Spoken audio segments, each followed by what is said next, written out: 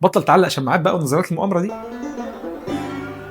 البراندات الكبيره اللي انت شايفها حواليك دي مش بتنجح فرقعه كده او اعتباطا او حظ. كل اللي بتعمله انها قبل ما تبدا بتاخد خطوه ورا عشان تمشي على خطوات مظبوطه وتحط ايديها على الحاجات اللي هتنجحها. اي ماركتنج بلان قويه بتتبني على 16 خطوه، هقسمهم لك على 4 مراحل. تاني مرحله هي مرحله التحليل او الاناليسيز، ودي المرحله اللي 90% من الشركات الصغيره بتعدي عليها كده من غير تركيز، وده اللي بيأثر على البراند جدا بعد ما بيبداوا. المرحله دي انت بتحلل فيها كذا حاجه. اول حاجه هو السوق نفسه عامل ازاي دلوقتي وبيتطور ازاي. تاني حاجه هي البيئه الخارجيه وايه اللي ممكن يأثر عليك منها، زي مثلا الديفالويشن بتاع الجنيه اللي بيحصل كل شويه، ده مثال يعني. تالت حاجة أهم حد بقى عندنا هو الكاستمر بتاعك، مين بيحب إيه وبيخاف من إيه. رابع حاجة إنك تحلل مين هم المنافسين بتوعك وبيقدموا إيه زيك وبيقدموا إيه مختلف عنك. مهمة دي جدا ما تنساهاش.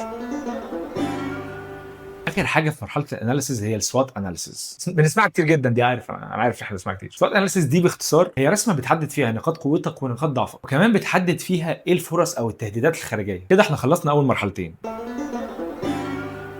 بينا على المرحله الثالثه، ثالث مرحله وهي الاستراتيجيه.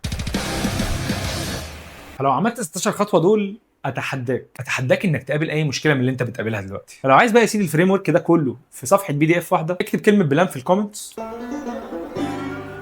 وانا ابعتهولك. سلام.